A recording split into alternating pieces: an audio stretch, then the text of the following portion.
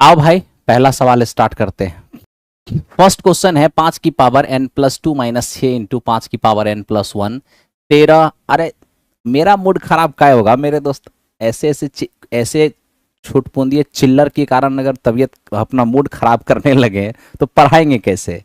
इसलिए कुछ लोग चिल्लर होते हैं, उनको जाने दीजिए।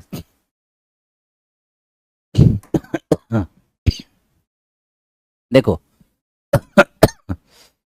5 की पावर n+2 - 6 × 5 की पावर n+1, ये 13 × 5 की पावर n - 5 की पावर n और -2 × 5 की पावर n+1। कैसे इसको एक्सप्लेन करें? तो ये देखिए, 5 की पावर n+2 को हम 5 की पावर n और इंटू 5 की पावर 2 लिख सकते हैं, और माइनस 6 × 5 की पावर n+1 को हम 5 की पावर n और इंटू 5 की पावर 1 लिख सकते हैं। कोई दिक्कत नहीं है।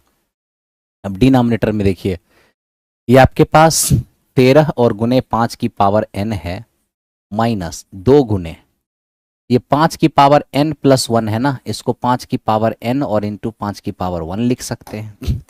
इसमें कोई दिक्कत नहीं है। ठीक है भाई, 5 की पावर n आप कॉमन कर लो, यहां से कॉमन कर ली, ये 5 की 2 पावर बचेगा यानी 25, और यहाँ 6 पंचे कितना, 30 बचेगा। अब डिनोमिनेटर में देखिए, 5 की n पावर है तो 5 की n पावर आप कॉमन कर लिए, यहां से आपका 13 है और माइनस 2 पंचे 10। अब यहां से आप देख सकते हैं 5 की n पावर से n पावर चला गया है ना, तो ये हो जाएगा -5 और बटे में 3, तो -5/3 इस क्वेश्चन का आंसर हो जाए। -5/3 इस क्वेश्चन का आंसर हो।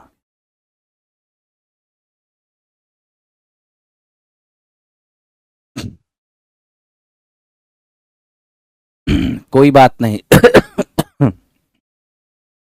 सभी को नमस्कार तहे दिल से, सभी का प्रणाम स्वीकार है, दिल से आशीर्वाद है। आइए दूसरे क्वेश्चन की ओर चलें।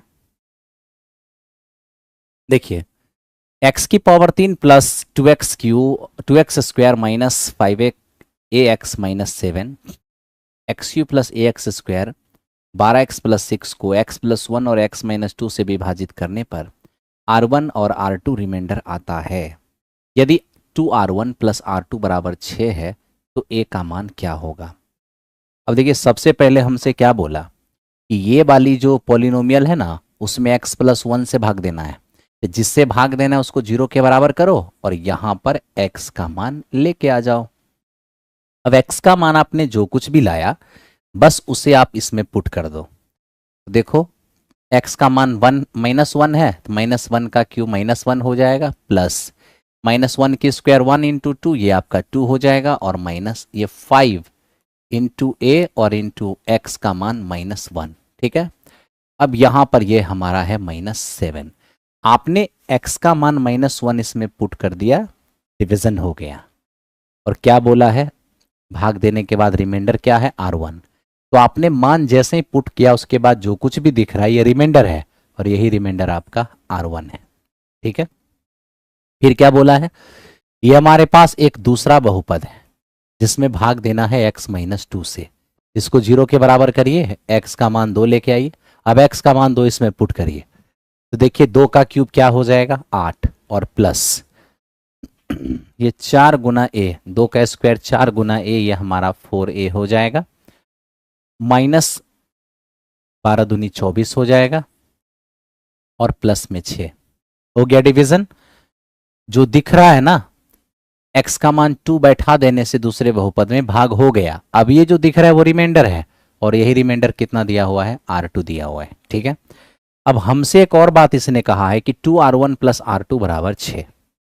तो देखिए, 2r1 प्लस r2 और बराबर 6,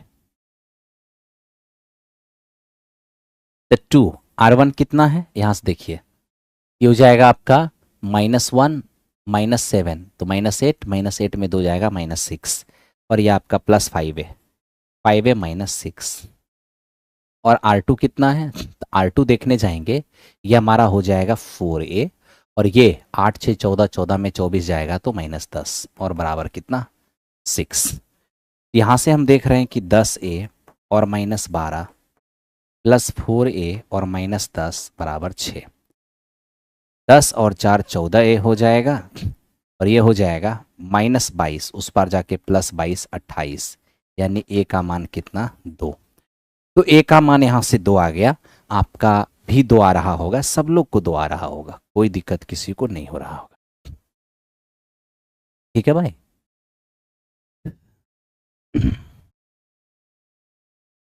देखिए, जिससे भाग देना है उसको 0 के बराबर करने के बाद x का जो मान आता है, x का वो मान जैसे ही पुट करते हैं तो भाग हो जाता है, उसके बाद जो नजर आता है वो रिमाइंडर रहता है, और उसको उसने R1 कहा। दूसरे बहुपद में दूसरे भाजक से भाग देना था तो वहाँ रिमाइंडर R2 था, फिर R1 R2 में रिलेशन दिया हुआ था, बैठा दिए, आराम से सॉल्व कर दिए, 2 आ गया, है ना। चलो अब इस क्वेश्चन पर ध्यान दो मेरे दोस्त। ये क्या है, चित्र में दिया है कि AB बराबर CD। देखिए ए बी और बराबर CD, यानी ये वाली चीज जो है वो इसके बराबर है, ठीक है। फिर इसने कहा है AD बराबर BC। देखिए ये AD जो है ना, AD ये जो AD है वो इस BC के बराबर है। तो ध्यान से अगर हम यहाँ पर थोड़ा सा अगर देखें तो देखो, एक आपके पास ये वाली ट्रेंगल है मेरे दोस्त, एक आपके पास ये वाली ट्रेंगल है, और एक आपके पास ये वाली ट्रेंगल है। एक आपकी ये वाली ट्रेंगल है और एक आपकी ये वाली ट्रेंगल है ना। अब देखिए, 2 ट्रेंगल आपके सामने है, एक ट्रेंगल ये है और एक ट्रेंगल ये है। अब क्या हुआ, ये रेड वाली ट्रेंगल का 2 साइड इसके 2 साइड के बराबर, और ये वाली साइड जो है ना वो दोनों में कॉमन है। तब तो हम क्या कह सकते हैं, एस कॉन्ग्रुएंसी थ्योरम से ये दोनों ट्रेंगल आपस में कॉन्ग्रुएंट हैं। तो हमें इसने कहा है कि ए डी और सी कॉन्ग्रुएंट होगा किसके, तो अब नाम लिखना होगा अच्छे से। अब देखिए, जब 2 ट्रेंगल कॉन्ग्रुएंट होते हैं तो बराबर कोण के सामने की भुजा बराबर होती है, बराबर भुजा के सामने कोण बराबर होते हैं।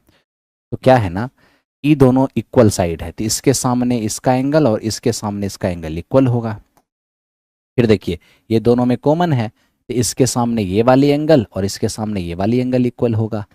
फिर देखिए, ये ध्यान देना, ये दोनों भी आपस में इक्वल है, तो क्या हो जाएगा, ये वाली और ये वाली, तो इसके सामने ये वाला कोण और इसके सामने ये वाला कोण आपस में इक्वल होगा, कहीं कोई दिक्कत नहीं है, ठीक है। तो अब देखिए, एडीसी बोले तो एडीसी।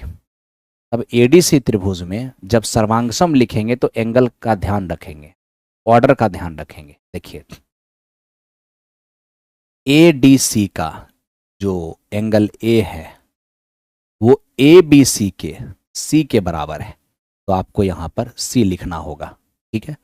दूसरी बात, यहां है डी, तो देखिए ए डी सी का जो डी है वो ए बी सी के बी के बराबर है, तो आपको यहां बी लिखना होगा, ओके। जो जितना ये है उतना ये है। इसके बाद क्या, इसके बाद कोई दिक्कत नहीं है, इसका सी, ए डी सी का सी, ए डी सी का ये जो सी है वो ए बी सी के ए के बराबर है, तो यहां पर आप ए लिखिएगा। तो इस तरह से ऑर्डर का ध्यान रखिएगा तो कोई दिक्कत नहीं होगा। सी बी ए इस क्वेश्चन का आंसर होगा, ऑप्शन नंबर सी हो जाएगा, कभी आपसे गलत नहीं होगा, ध्यान रखना है आपको, ठीक है। चलो, इस तरह से हम लोग 3 नंबर क्वेश्चन देख लिए। अब 4 नंबर क्वेश्चन पर आइए।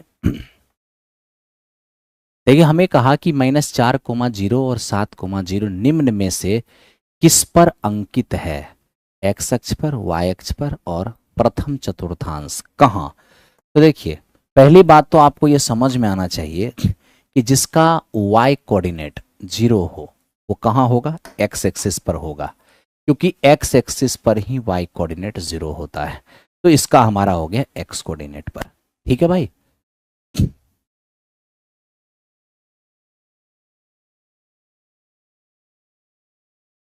आइए नेक्स्ट क्वेश्चन पर बढ़ते हैं, इसको देखिए। पॉइंट ए 3,5 और पॉइंट बी 1,4 एक रेखा ए एक्स प्लस बी वाई बराबर 7 के आलेख पर स्थित है, तो बोलिए ए और बी का मान क्या होगा। सबसे पहले आपको समझना होगा कि ये वाली जो पॉइंट है वो भी मेरे दोस्त इस लाइन पर, और ये वाली जो पॉइंट है वो भी इस लाइन पर है ना। जब कोई पॉइंट किसी लाइन पर होगा तो वो पॉइंट उस लाइन को सेटिस्फाई करेगा, है ना। तो फर्स्ट पॉइंट जब इस पर होगा तो फर्स्ट पॉइंट जब इसको सेटिस्फाई करेगा तो x के जगह पर आपको 3 रखना है, x के जगह पर 3 रखिए, है ना। तो x के जगह पर 3 रखेंगे तो 3a हो जाएगा, y के जगह पर 5 रखेंगे तो ये हमारा 5b हो जाएगा और बराबर हो गया 7। नो प्रॉब्लम, ठीक है।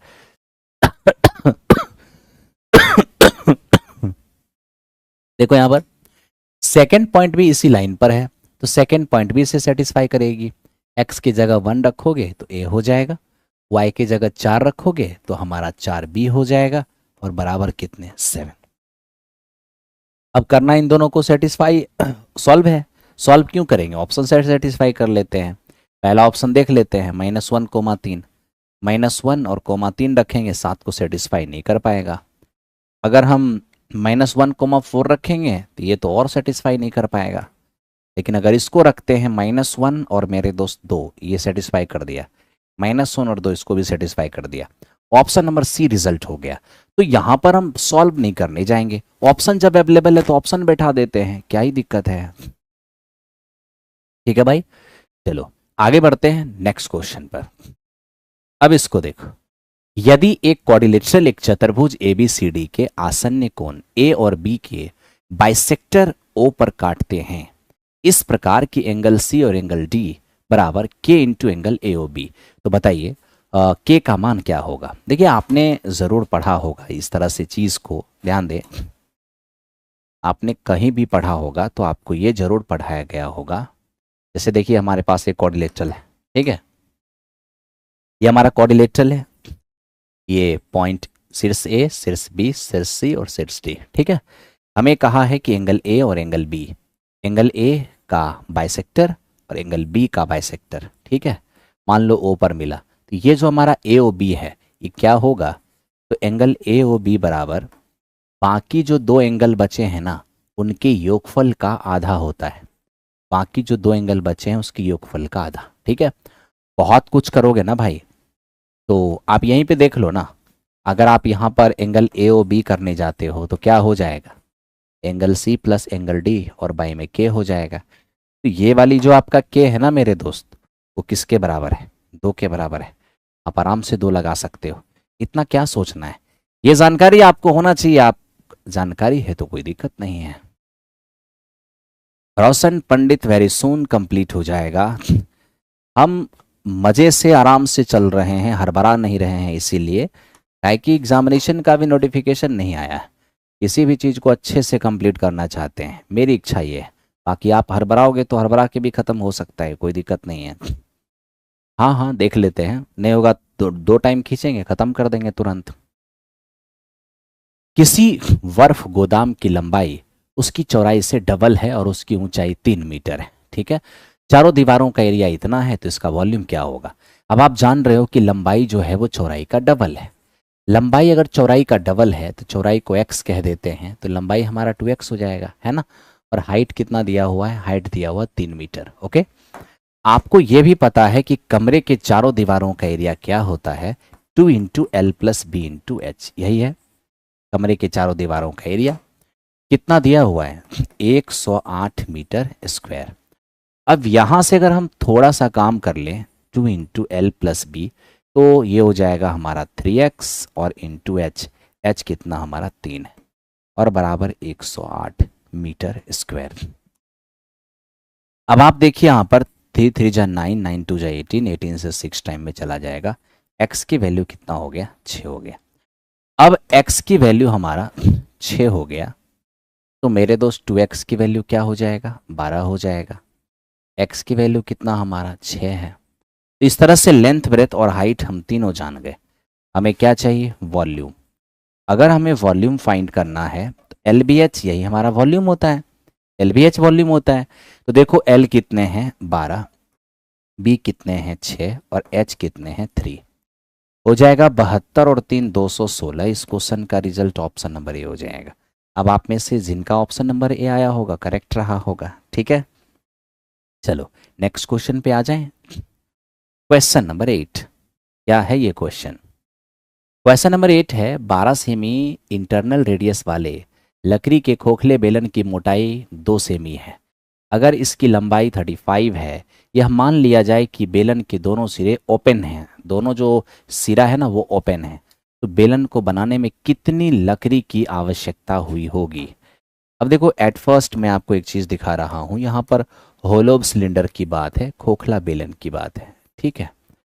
अब देखो इतना प्यार से डिस्कशन कराने आते हैं, तुम लोग उल्टा पुल्टा बोल देता है, तुमको थोड़ा समझो, है मूड नहीं खराब हो जाएगा। मेरे जगह तुम अपने आप को रख के देखो ना, शौक से लेट थोड़े करते हैं।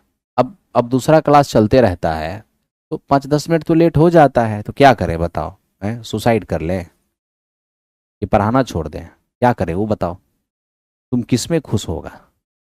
ये सब सॉल्यूशन नहीं ना है मेरे दोस्त, थोड़ा सा वेट करना है, थोड़ा प्यार से, सब ठीक हो जाएगा। ऐसे भी कुछ अच्छा पाना हो तो थोड़ा इंतजार करना चाहिए। ये देखो भाई, इंटरनल रेडियस कितना है, इंटरनल रेडियस 12 है, ये इंटरनल रेडियस हो गया 12 सेमी, और ये जो मोटाई है ना मोटाई, ये आपका 2 सेमी है। तब तो मेरे दोस्त एक्सटर्नल रेडियस क्या होगा, एक्सटर्नल रेडियस हो जाएगा 12 इंटरनल और 2 मोटाई, तो हो जाएगा 14। इसमें तो कोई दिक्कत नहीं होना चाहिए। और मुझे ये बताओ कि सिलेंडर की लंबाई कितना हो जाएगा, ये हमारा 35 सेमी है, ठीक है। आपको चाहिए कि इसमें कितने लकड़ी, मतलब कितने लकड़ी की आवश्यकता होगी, तो मेरे दोस्त ये लकड़ी कहाँ होगा, लकड़ी तो यहीं पर ना होगा, ध्यान दो। देखो लकड़ी कहाँ होगा, यहाँ पर लकड़ी होगा क्या, ये जो मैं शेडेड कर रहा हूँ लकड़ी कहाँ होगा, यहीं पर होगा। इसके लिए क्या करना है, बाहरी बेलन के आयतन में से अंदर वाले बेलन के आयतन को हटाना है। यानी हम अगर यहाँ पर लकड़ी का वॉल्यूम ले लें, लकड़ी का वॉल्यूम क्या हो जाएगा, पाई बड़ी आर स्क्वायर एच में से पाई छोटी आर स्क्वायर एच को हटाना होगा, पाई एच कॉमन लीजिए, हो जाएगा R square minus R square, ठीक है। तो देखो पाई हमारा 22/7 है, आर हमारा एच कितना है 35। अब R square minus R square का मतलब क्या होता है, आर प्लस आर और इंटू आर माइनस आर। तो देखिए आर प्लस आर करेंगे तो क्या होगा, 14 और प्लस 12 हो जाएगा 26, और आर माइनस आर करेंगे 14 माइनस 12 तो हो जाएगा 2। अब यहाँ से हम अगर इसको काटें तो 7×5 = 35 होगा। तो देखिए 26×2 = 52, 52×5 = 57 और 5×2 = 10। यही इस क्वेश्चन का रिजल्ट हो, इतना क्या सोचना है। अब देखो यहाँ पर क्या है ना कि 11 का मल्टीपल भी है, 13 का मल्टीपल भी, 11-13 का मल्टीपल ढूंढ लिए तो भी आंसर हो जाएगा, इतना नहीं सोचना है।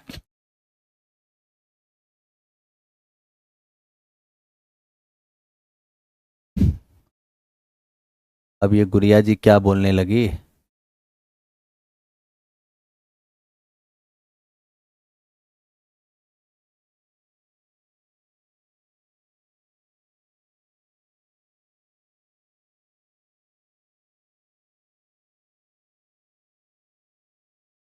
हम्म,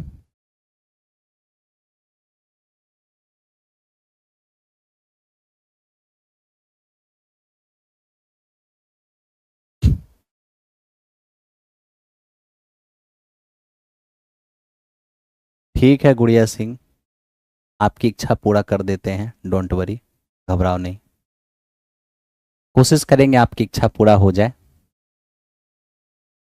आइए, ऐसे आपका एडवाइस बुरा नहीं है, अच्छा है, इससे मुझे अत्यंत खुशी होगा। मुझसे अधिक खुश और कौन हो सकता है। आइए देखिए, चंद्रमा का व्यास पृथ्वी के व्यास का लगभग 1/4 है। चंद्रमा का आयतन पृथ्वी के आयतन की कौन सी भिन्न है, ठीक है देखिए।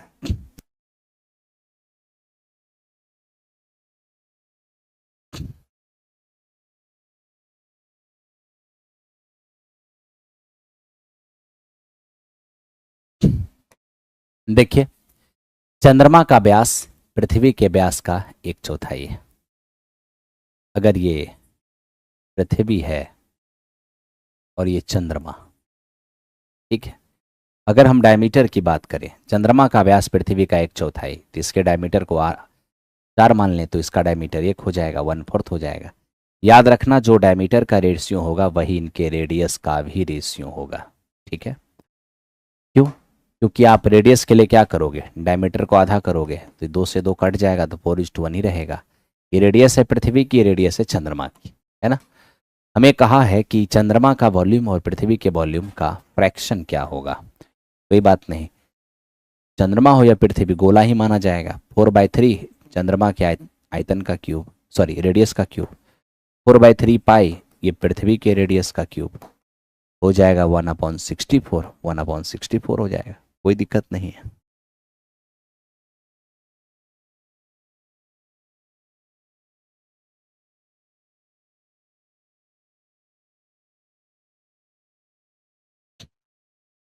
आइए बढ़िए।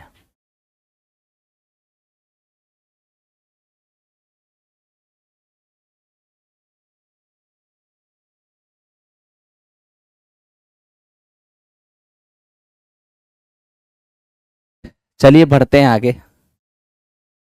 इसको देखिए, ए और बी वह मान ज्ञात करें जिसके लिए निम्न समीकरण युग में अनंत हल हैं। देखो भाई, ये लीनियर इक्वेशन है और इनफाइनाइट सॉल्यूशन है। जब इनफाइनाइट सॉल्यूशन होगा a1/a2 बराबर b1/b2 does not equals to c1/c2, ऐसा मत सोचना। इनफाइनाइट में तीनों इक्वल होता है। तो देखिए, अगर a1/a2 करेंगे ना, 2a-1 और बाई 3 ये हो जाएगा a1/a2। b1/b2 करोगे ये हो जाएगा 3 और अपॉन ये हमारा b-2 और c1/c2 ये हो जाएगा 5/3। इधर लेके आओगे -5, इधर लेके आओगे -3 तो 5/3 हो जाएगा। क्या करना है अब, एक बार इसको इसके बराबर कर लो, a का मान आएगा। 3 से मल्टीप्लाई करोगे 6 से -3 होगा और 3 से इधर 15 हो जाएगा। यहाँ से a की वैल्यू कितना होगा, 3। फिर देखो एक बार इसके इक्वेट कर लो, 3 3 9, 5b और -10 ये हो जाएगा b का वैल्यू कितना।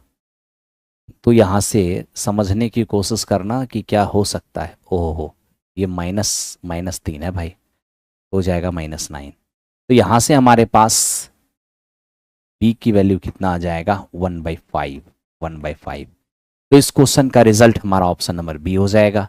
जिनका भी ऑप्शन नंबर बी आया होगा करेक्ट रहा होगा।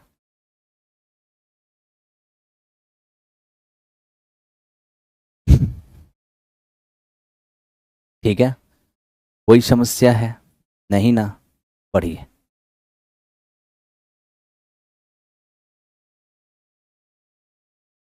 हाँ ठीक है सिकंदर कुमार, करो जोक करो, कितना जोक करेगा। इसको देखिए, एक ट्रायंगल ABC है जिसमें C 90 डिग्री है। टेन ए 1/√3 है, sine A into cos B plus cos A into sine B का वैल्यू क्या होगा। सबसे पहले तो आपको ये समझ में आना चाहिए, sign A cos B cos A sine B ये होता क्या है। ये एक्चुअल में साइन ए प्लस बी का फॉर्मूला है, ठीक है। दूसरी बात मेरे दोस्त, यहाँ पर ए बी सी एक ट्रायंगल है, ये देखो एक ट्रायंगल है और कौन सा एंगल 90 डिग्री है, सी वाली 90 डिग्री है। अगर ये सी 90 है, इसको मैं ए कह दूं तो ये मेरा बी हो जाएगा, कोई प्रॉब्लम नहीं है, ठीक है। अब फिर देखो क्या दिया हुआ है, टेन ए, अगर टेन ए 1/√3 दिया है, यहाँ ए तो 30 डिग्री हो जाएगा, टेन 30 ही 1/√3 होता है, तो ये मेरा 30 हो गया, 90 30 तो ये कितना हो जाएगा 60। अच्छी बात है। अब आप जान रहे हो कि हमें जिसका मान मांगा है वो है क्या, तो sine into cos B cos into sine B. ऐसे एक बात बताऊं, ये सब करने की ज़रूरत नहीं था। जब एक एंगल 90 डिग्री है ना, त्रिभुज का एक कोण 90 डिग्री है, तो बाकी दोनों मिलके भी 90 ही होगा, डायरेक्ट 90 बैठा देते, साइन 91 हो जाता। इतना डायग्राम फाइग्राम बनाने की ज़रूरत क्या है। अब ट्रायंगल का एक एंगल 90 डिग्री है तो बाकी दोनों मिलके 90 होगा, और वहाँ पर साइन ए प्लस बी हो भी रहा है तो सीधा ए प्लस बी का मान 90 डालो, साइन 91 हो जाएगा। क्या ही सोचना है, आपको कभी कुछ नहीं बोल सकते हैं, आप मेरे लिए भगवान हैं। ऐसा नहीं है, इतना बड़ा भी सम्मान नहीं देना है, ठीक है। और हम जानते हैं कि आप लोग कुछ नहीं बोल सकते हैं, काफ़ी सम्मान करते हैं, इसके लिए तहे दिल से आप लोगों का भी हम सम्मान करते हैं, गुड़िया जी या जितने भी लोग हैं सभी लोग का बहुत सम्मान करते हैं, है ना। देखिए यही है वो समाज सुधारक महाकल्याणकारी बैच जो अंतिम समय में तुम्हारा बहुत बड़ा साथ निभाएगा। इसलिए इसे रख लेना अपने फ़ोन में हर कोई। जिस रफ्तार में मैं इसके आज से मैं इसके टाइमिंग को बढ़ा दिया हूँ, आज से इसके टाइमिंग को बढ़ा दिया हूँ मैं 5 बजे से लेकर के एकदम 7:30 इसका टाइमिंग कर दिया हूँ। हालांकि आज चैप्टर बीच में ही ख़त्म हो गया है, तो मैं इसके टाइमिंग को धीरे धीरे बढ़ा रहा हूँ। ओके, चलो इसका कोई कूपन कोड नहीं है, सीधा 499 पे करिए और अपने अपने फ़ोन में रिजर्व कर लीजिए। अब इसको देखो ये क्या है। यदि आंकड़ों 30, 34, 35, 36, 37, 38, 39, 40, ये क्या है 30, 34, 35, 36, 37, 38, 39, 40। देखिए पहले से ये क्या है मेरे दोस्त, असेंडिंग ऑर्डर में सजा हुआ है। और जब इस तरह से सजा हुआ हो असेंडिंग या डिसेंडिंग में, तो मीडियन निकालना आसान होता है। हमें कहा इस ग्रुप में से 35 को हटा दिया जाए तो मीडियन में कितना वृद्धि होगी। तो मीडियन में वृद्धि होगी, इसके लिए पहले ओरिजिनल मीडियन निकालना पड़ेगा, पुराना वाला रियल मीडियन। तो पहले बिना छेड़छाड़ का मीडियन निकालो। तो 4 और 4 8 टर्म है, तो आप क्या करोगे 3 डिस्ट्रीब्यूट कर दो, बीच में 2 टर्म बचेगा, एक 36 और एक 37, दोनों को जोड़ के 2 से भाग दे दो। क्या हो जाएगा ये 73/2 यानी कि 36.5, 36.5। ठीक है, तो ये आपने देख लिया पुराना मीडियन है। अब क्या बोला, अब कहा इसमें से 35 को हटा दीजिए। अब 35 को हटा दोगे तो टर्म कितने बचेंगे 1 2 3 4 5 6 7। तो अब हमारे पास टर्म बचेगा 7। तो क्या दिक्कत है, अब 7 टर्म है तो डिस्ट्रीब्यूट करो, 3 डिस्ट्रीब्यूट होगा, तो 3 इधर डिस्ट्रीब्यूट 3 इधर डिस्ट्रीब्यूट। अब तुम्हारा मीडियन हो जाएगा, अब तुम्हारा मीडियन हो जाएगा कितना, तो अब तुम्हारा मीडियन होगा 7। अब देखो पहले मीडियन था 36.5, अब होगा 37। तो कितना इंक्रीज होगा, आधा इंक्रीज होगा, आधा इंक्रीज होगा 0.5। ऑप्शन नंबर डी इस क्वेश्चन का आंसर होगा, इनमें से कोई नहीं।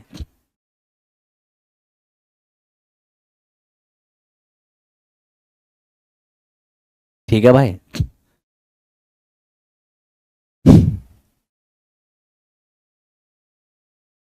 अब इसको देखो ये क्या है, के किस मान के लिए इसके दोनों मूल समान हैं। अब मूल समान हैं, आपको पता है ना कि जब रूट्स इक्वल होंगे, रूट्स आर इक्वल, डिस्क्रिमिनेंट क्या होगा 0 के बराबर। डिस्क्रिमिनेंट 0 के बराबर होने का मतलब है b² - 4ac ये 0 के बराबर। अब b² अगर 0 के बराबर है तो देखो भाई b² - 4ac, b तो हमारा यही है ना x का गुणांक, यानी 2k और +4 का होल स्क्वायर -4ac। तो 4a क्या है x² का गुणांक 4 - k, और इंटू c के रूप में क्या है, यह है पूरा c। तो पूरा c हो जाएगा 8k और +1 बराबर 0। अब क्या करना चाहिए, k का मान निकालना है। तो मैं तो कहूँगा कि सॉल्व करने से अच्छा है कि ऑप्शन ही पुट कर लो। अब मान लो कि हम 0 पुट करते हैं, यदि हम k का मान 0 पुट कर दें तो 4 का स्क्वायर 16 हो जाएगा, और यहाँ अगर हम 0 पुट करेंगे तो यहाँ भी 16 हो जाएगा, मतलब 0 तो सही हो रहा है। अब 5 पुट करके देखिए, तो देखिए हो जाएगा 10 और 4 14 यानी 196, और यहाँ 5 पुट करेंगे ना तो 40 और 1 41, 41 और -1 और ये है 4, बिल्कुल भी 196 यानी 0 के बराबर नहीं हो पाएगा, ये नहीं हो सकता। 4 रख के देखिए, 4 दूनी 8 4 12 144, यहाँ हो जाएगा 0। तो ये भी संभव नहीं है, ये भी संभव नहीं है। तो फिर क्या संभव है, इसको चेक करते हैं 3 रख करके। 3 रखेंगे तो 6 या 4 10 का स्क्वायर 100, यहाँ 3 रखेंगे तो 24 और 1 25, 25 चौको 100, 100 - 100 0, बिल्कुल सेटिस्फाई कर गया। ये इस क्वेश्चन का आंसर होगा, यानी सी नंबर क्या है ना कि इस इक्वेशन को सेटिस्फाई कर दिया। अब सॉल्व करके अपना मूड खराब क्यों करें, टाइम खराब क्यों करें एग्जामिनेशन का। तो बाय ऑप्शन इसको सॉल्व करना ज़्यादा सही रहेगा। ठीक है, तो ये था हमारा 13 नंबर क्वेश्चन। आइए 14 नंबर क्वेश्चन की ओर। देखो दोस्त, ये कहता है एक दुकानदार बराबर मूल्य की कुछ किताबें 80 रुपए में खरीदता है। यदि वह इतने ही रुपए में 4 किताबें अधिक खरीद ले तो प्रति किताब का मूल्य पहले से 1 रुपए कम हो जाएगा। ठीक है, बताओ कि वह कितनी किताबें खरीदता है। देखिए, हम एक काम करते हैं मेरे दोस्त, मान लेते हैं कि 80 रुपए में वह x किताब पहले खरीदता था। 80 रुपए में अगर x किताब खरीदता होगा तो पर किताब की कीमत ये रहता होगा। ठीक है, अब क्या बोला, अगर वो 4 किताब अधिक खरीद लेता। 4 किताब अधिक खरीदने का मतलब ये है कि उसी 80 रुपए में अगर वो x प्लस 4 किताब यानी 4 किताब और खरीद लेता, तो मुझे ये बताओ प्रति किताब प्राइस यहाँ ज़्यादा होगा यहाँ ज़्यादा होगा। यहाँ कम बुक खरीद रहा है ना, तो ज़्यादा ज़्यादा पैसा लग रहा है। यहाँ 4 बुक बढ़ गया तो कम कम पैसा लगेगा। तो क्वेश्चन यही कह रहा है, अगर वो 4 बुक एक्स्ट्रा खरीद ले तो लगने वाले पैसे में 1 रुपए की कमी हो जाएगी। कितने की कमी होगी? 1 रुपए की, है ना। तो बताओ जी, वह कितनी किताबें खरीदता है? ऑप्शन से पुट करो। तो मेरे दोस्त, अगर हम 20 रखते हैं तो 20 रखते हैं तो बिल्कुल भी 1 का डिफरेंस नहीं आएगा। अगर हम 16 रखते हैं तो मेरे दोस्त 16 पचे 80 और 20 चौको 80, 5 में 4 गया तो 1 हो जाएगा। यानी इस क्वेश्चन का रिजल्ट आपका 16 हो जाएगा।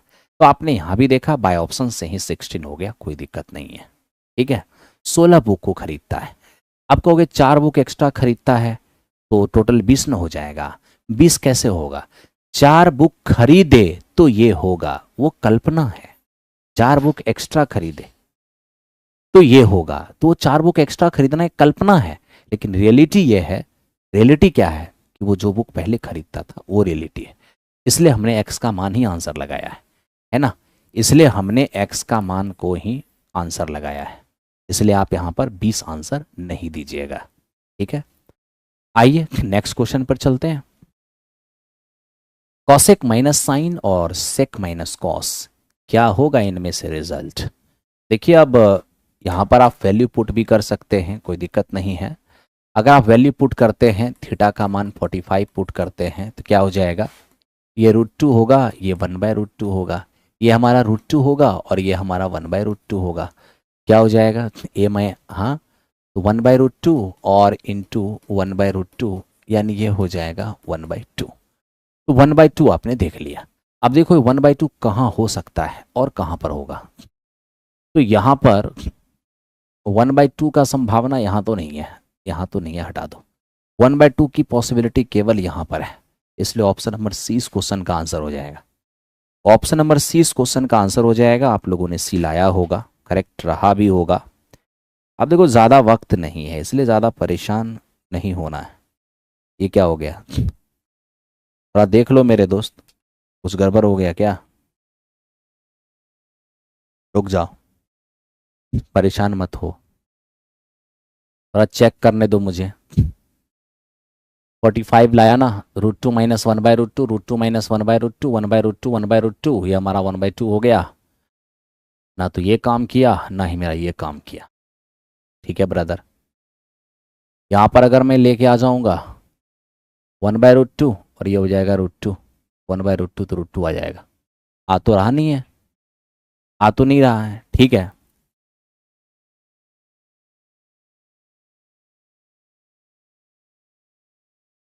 ऑप्शन नंबर सी ठीक है। मैंने चेक कर लिया एक बार और कोई ऑप्शन टकरा नहीं रहा है ना। ठीक है, अब ये देखो ये क्वेश्चन क्या है। मान लीजिए कि एक अनुक्रम, एक सीक्वेंस, मान लीजिए suppose sequence is defined as follows.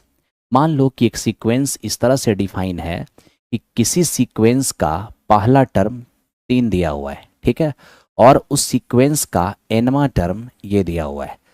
हमें ये भी कह दिया है कि n का मान 1 से ज़्यादा रखना है। तो बताइए इस अनुक्रम के पहले 4 पदों को का मान क्या होगा? अगर पहला 4 पद पूछिएगा ना तो पहला टर्म तो दिया हुआ है ही, अब आपको अगला 3 टर्म सिर्फ निकालना है।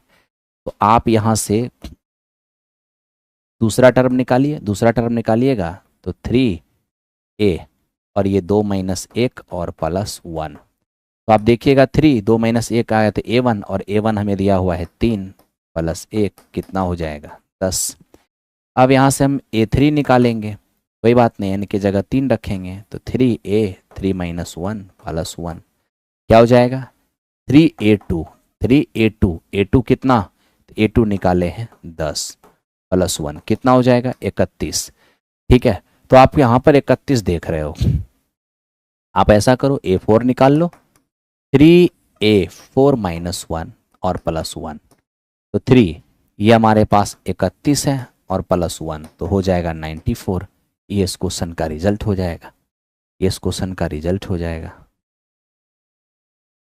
ये बार बार फ़ोन क्यों कर रहा है भाई? क्लास में है तो फ़ोन नहीं करना चाहिए ना। बंदा 2 बार फ़ोन कर दिया है, क्लास के बाद बात करेंगे, क्लास के बाद बात करेंगे ब्रदर, परेशान मत हो। हम कह दिए हैं तो बात अवश्य करेंगे।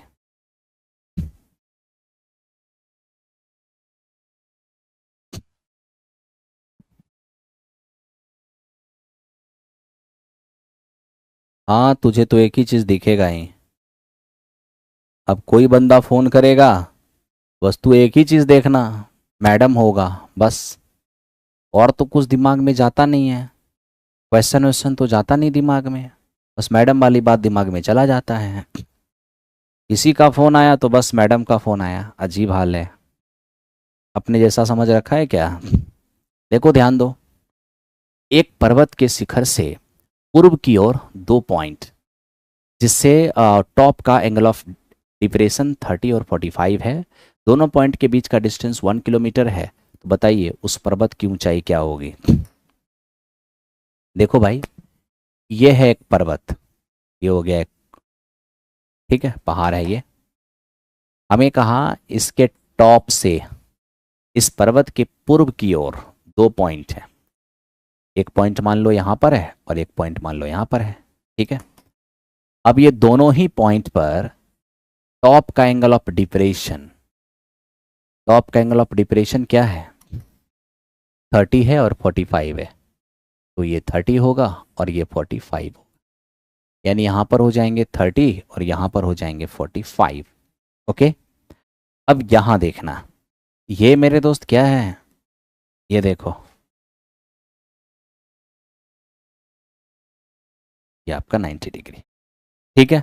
आपसे दोनों पॉइंट के बीच का डिस्टेंस कितना दिया है 1 किलोमीटर। आपसे कहा बताओ इसकी हाइट क्या होगी, कितना सिंपल तरीके से हाइट निकाला जा सकता है।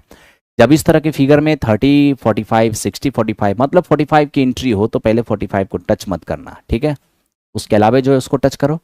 30 डिग्री, 30 डिग्री के लिए परपेंडिकुलर कितना 1 और पूरा हमारा बेस कितना होगा, ये हो जाएगा 30। ये हमारा √3 है जिसमें ये हमारा 1 है। अब देखिए, पहली बात तो 30 डिग्री के लिए ये 1 हो गया और ये मेरा √3 हो गया। अब देखिए 45 डिग्री क्या कहता है, जितना बड़ा परपेंडिकुलर उतना ही बड़ा बेस। अगर यहाँ पर परपेंडिकुलर हमारा 1 है तो बेस भी हमारा 1 होगा। अब ये पूरा √3 में ये मेरा 1 है, ये हो जाएगा √3 माइनस 1। यही जो √3 माइनस 1 है वो 1 किलोमीटर के बराबर है। √3 माइनस 1 ये 1 किलोमीटर के बराबर है। यहाँ से एक रेशियो का मान क्या होगा 1/√3 माइनस 1, ठीक है, 1/√3 माइनस 1। और मुझे हाइट ही तो पूछा है, तो हाइट तो 1 ही रेशियो है, तो 1 रेशियो निकाल दिए। ये क्या हो जाएगा, थोड़ा कैलकुलेशन कर लो, तो ये हो जाएगा √3 प्लस 1, ठीक है, रेशनलाइज करने से। अब √3 का वैल्यू 1.732 डाल देते हैं, ये मेरा हो जाएगा 2.732। 2.732 इस क्वेश्चन का रिजल्ट होने वाला है। अब देखिए मेरे दोस्त यहाँ पर क्या होता है, ये कैसा हो गया, 1 किलोमीटर था ना, पूर्व की ओर स्थित 2 पॉइंट, अजीब हालत है।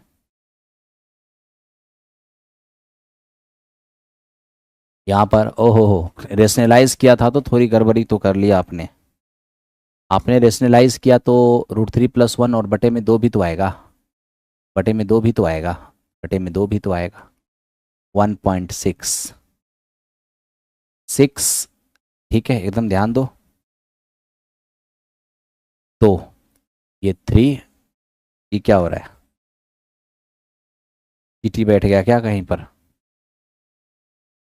हाँ अब ठीक। अब ये हो जाएगा 3 6 और 6, यानी इस क्वेश्चन का रिजल्ट कितना होगा? ऑप्शन नंबर बी हो जाएगा। हल्का सा प्रॉब्लम था, हल्का सा। हाँ हाँ, चलो भाई, ये 17 नंबर हो गया हमारा। 18 नंबर क्वेश्चन की ओर आ जाओ, 18 नंबर क्वेश्चन देखते हैं। देखिए 18 नंबर क्वेश्चन पैरेललोग्राम है।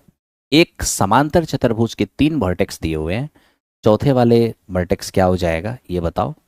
बहुत आसानी से इसको निकाल पाएंगे, आप ध्यान से देखिए बस। बहुत आसानी से हम लोग निकाल पाएंगे। ये देखिए, ये हमारा 4 वर्टेक्स, ठीक है। इसका कोऑर्डिनेट कितना है? -2, 1। इसका कोऑर्डिनेट कितना है? 1, 0। इसका कोऑर्डिनेट क्या है? 4, 3। और इसका कोऑर्डिनेट कितना है? A, B। ठीक है। आप एक चीज देख लीजिए, पैरेललोग्राम के जो डायगोनल है ना, वो एक दूसरे को बाइसेक्ट करते हैं।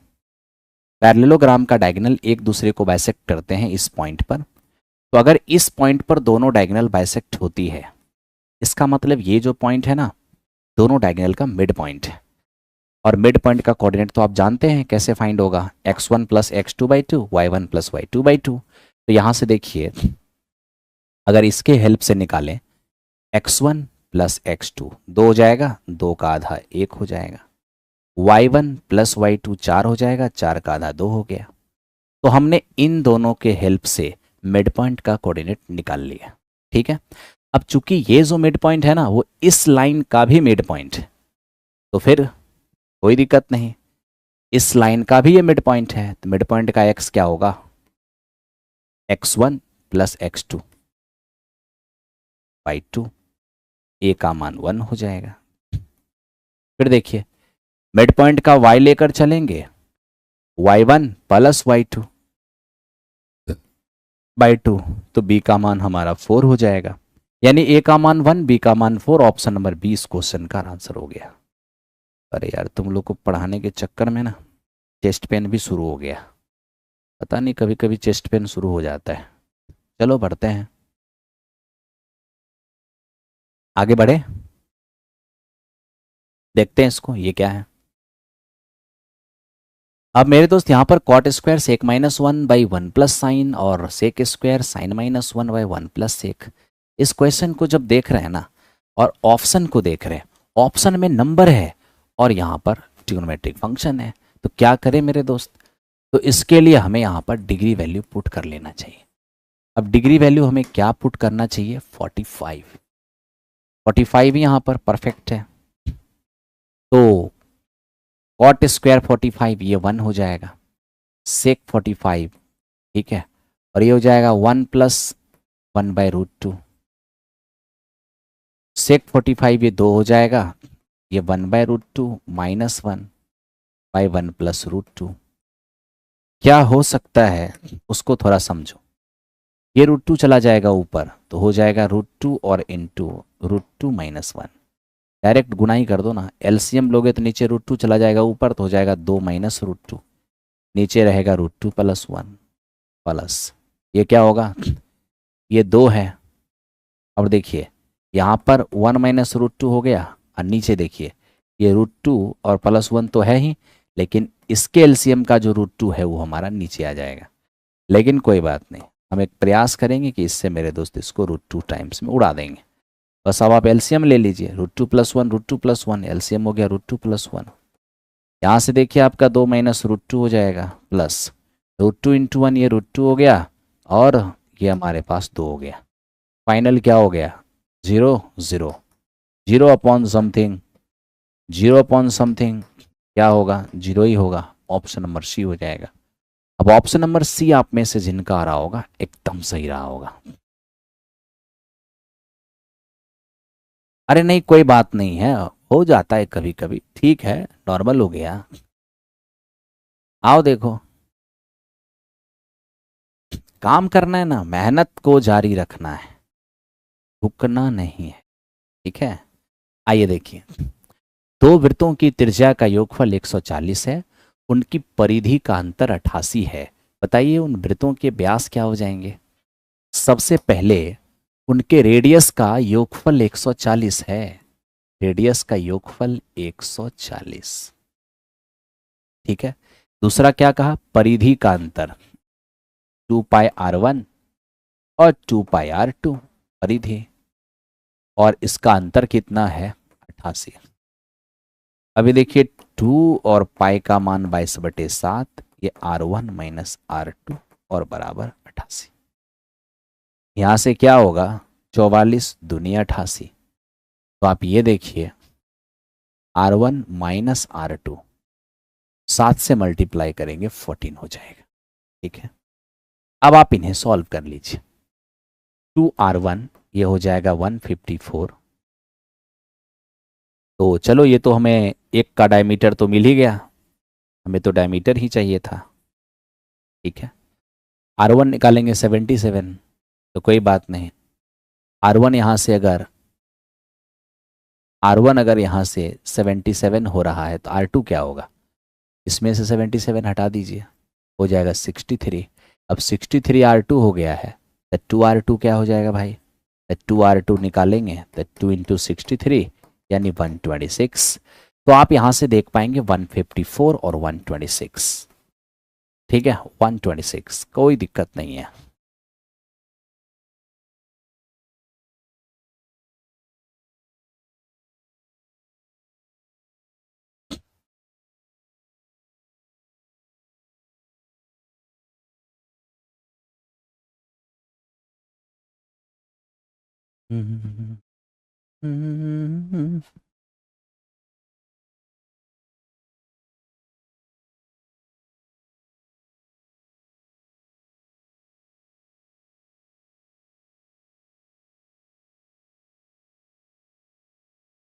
चलिए बढ़िया,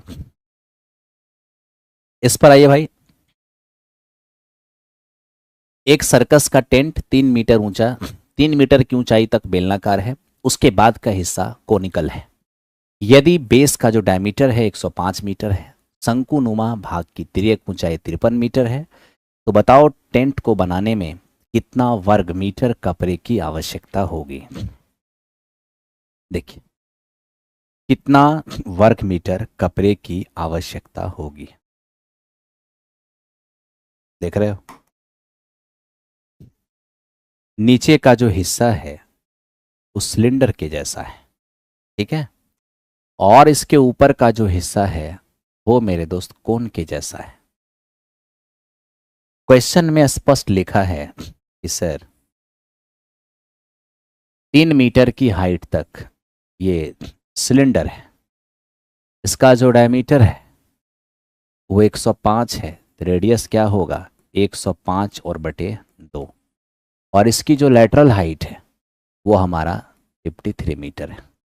क्या कह दिया है, हमें कह दिया इस टेंट को बनाने के लिए कितने कैनवास की जरूरत होगी। कैनवास का मतलब है कपड़ा, और वो कपड़ा कहाँ लगेगा मेरे दोस्त, चारों तरफ लगेगा, चारों तरफ सिर्फ लगेगा, यानी कर्व सरफेस एरिया। तो सिलेंडर का कर्व सरफेस एरिया 2πr(h) होगा, और कोन का कर्व सरफेस एरिया πr(l) होगा। ऐसा कीजिए आप पाई और r कॉमन कर लीजिए, कॉमन कर लिए, यहाँ से 2 और h 3 हो गया, प्लस यहाँ से l बचेगा 53। अब आप देख सकते हैं इससे हमारा 11 हो गया और इससे हमारा कितना, ये 15 हो गया। यानी हम देख रहे हैं कि यूनिट डिजिट 5 हो जाएगा और 11 का मल्टीपल होगा। यूनिट डिजिट 5 तो यहाँ भी नहीं है और यहाँ भी नहीं है, तो ये दोनों ऑप्शन तो पहले ही ख़त्म हो गया, क्योंकि 15 का मतलब यूनिट डिजिट 5 होना चाहिए था। दो ऑप्शन में तो यूनिट डिजिट 5 था नहीं, अब यूनिट डिजिट 5 भी होना चाहिए, 11 और 3 का मल्टीपल भी होना चाहिए। तो पहले 3 का ही मल्टीपल चेक कर लो ना कि 3 से कटने वाला है क्या। ये 8 7 15 बिल्कुल 3 से कटने वाला है। 11 का मल्टीपल देख लो, 11 8 88, तो 11 8 88 बचेगा 9 93, 11 8 88, 11 5 55 बिल्कुल हो जा रहा है। इसका मतलब ये हो गया कि ये 9735 ऑप्शन नंबर ए इस क्वेश्चन का आंसर हो गया। No problem. ठीक है, चलो बढ़ते हैं क्वेश्चन नंबर नेक्स्ट की ओर। ये क्या है मेरे दोस्त, वो बड़ी से बड़ी नंबर कौन सी है जिससे उन तीनों को डिवाइड किया जाए तो प्रत्येक दशा में समान शेष बचे। ये बात आप हमेशा याद रखना।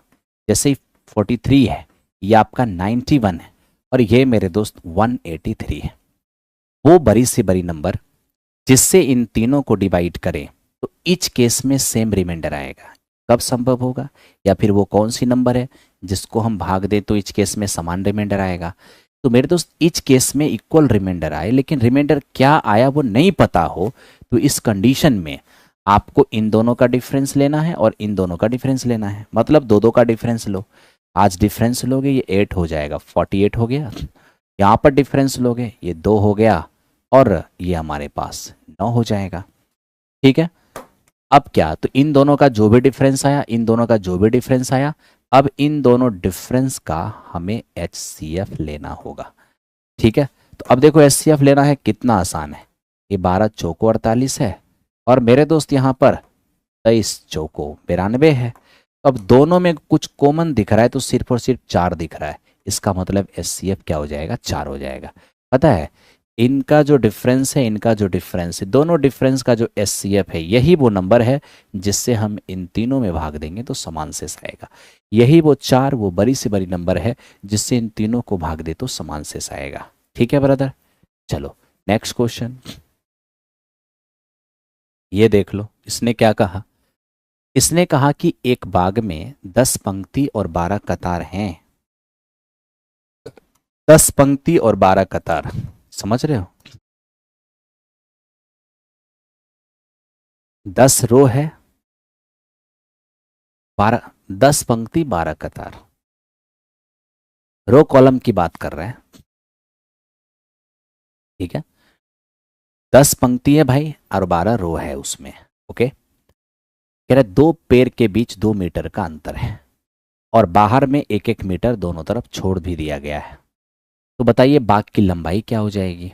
अब सबसे पहले मुझे ये बताओ, 10 पंक्ति और 12 कतारें, 10 पंक्ति है और 12 रो है। 12 रो का मतलब क्या हुआ, यहां देखना, 12 रो का मतलब क्या है, 1 2 3 4 5 6 7 8 9 10 11 12। ठीक है, अब ये जो 12 रो है ना मेरे दोस्त, इसके इधर ध्यान देना, 12 रो के इस साइड में 1 मीटर इधर छोड़ा गया है और 1 मीटर इधर छोड़ा गया है। ठीक है, और तुम मुझे ये बताओ, 12 रो है, 12 रो में इंटरवल कितना होगा, 1 2 3 4, ये कचरा लग रहा है।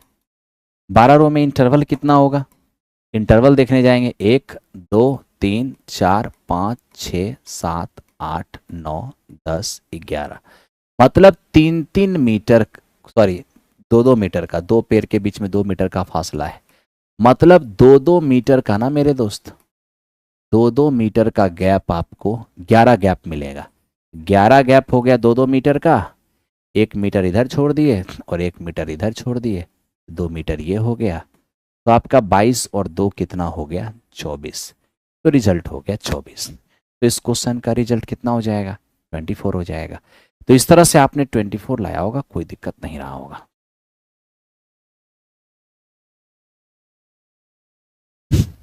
एकदम आराम से बारीकी से सोचना है, तब जाके आप परफेक्ट कर पाओगे, नहीं तो गड़बड़ हो जाएंगे ऐसे क्वेश्चन में।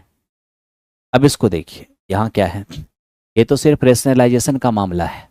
दूसरी बात, इन दोनों के स्क्वायर का डिफरेंस केवल 1 है। जब इन दोनों के स्क्वायर का डिफरेंस 1 है ना मेरे दोस्त, तो ज़्यादा नहीं सोचना है, सिर्फ साइन चेंज करके लिख देना है। ठीक है, साइन चेंज करके लिखोगे √9 और प्लस हो जाएगा √8, माइनस यहाँ भी √8 और नीचे माइनस है तो ऊपर जाके प्लस हो जाएगा। साइन चेंज करना है बस, ये क्या हो जाएगा √7 प्लस √6, और ये क्या हो जाएगा √6 और प्लस √5, ये क्या हो जाएगा √5 और माइनस नीचे है ना, ये हो जाएगा प्लस। अब मेरे दोस्त तुम यहाँ से देख सकते हो प्लस √8 माइनस √8 जाएगा, -√8 -√7 प्लस √7 जाएगा, प्लस √6 माइनस √6 भी जाएगा, -√5 प्लस √5 ये भी जाएगा। √9 का मतलब है 3 और √4 का मतलब है 2। 3 और 2 कितने हो जाएंगे 5। ठीक है, तो यहाँ पर रिजल्ट कितने आने वाले हैं 5। 5 रिजल्ट आने वाले हैं, कोई नहीं 3 है, वहाँ से 2 आएगा 5 आएगा, 5 आएगा मेरे दोस्त। एक आने का तो कोई संभावना ही नहीं है। पता नहीं आप लोग क्या लेके आ जा रहे हो, देख लो एक आने की संभावना है क्या? एक आने की कोई पॉसिबिलिटी नहीं है। खामखा अपना मूड खराब मत करो और मेरा भी मूड खराब मत करो, उल्टा पुल्टा आंसर लेके मत आना। देखो भाई 25 नंबर क्वेश्चन देखते हैं। एक क्रिकेट खिलाड़ी की 10 पारियों में एक निश्चित औसत रन संख्या थी। 11वीं पारी में 108 रन उसने बनाया और अपने एवरेज में 6 की वृद्धि कर लिया उसने। तो बताओ जी उसका नया एवरेज क्या होगा? एक काम कर लो ना, पहले उसका पुराना एवरेज मान लो। पुराना एवरेज अगर मैं x मान लेता हूँ तो देखो पहले वो कितना पारी खेल चुका था 10 पारी। अब 10 पारी का एवरेज अगर x था तो योगफल क्या 10x। 10 पारी का एवरेज अगर x था तो योगफल हमारा 10x है। 11वीं पारी में 108 रन बनाया, 108 रन जोड़ दो, ये हो गया टोटल रन कितने पारी का 11 पारी का। तो 11 पारी का टोटल रन इतना है, तो टोटल रन बटे पारियों की संख्या क्या हो जाएगा, ये नया एवरेज हो गया। और नई वाली जो एवरेज है वो पहले वाले एवरेज से 6 ज़्यादा है। लीजिए पहले वाली एवरेज से 6 ज़्यादा है। ठीक है, ये हो जाएगा हमारा 10x और प्लस 108, ये हो जाएगा 11x और प्लस 66। x की वैल्यू कितना हो जाएगा इधर से आके 42। ये हो गया पुराना एवरेज। अगर आप न्यू एवरेज चाहते हैं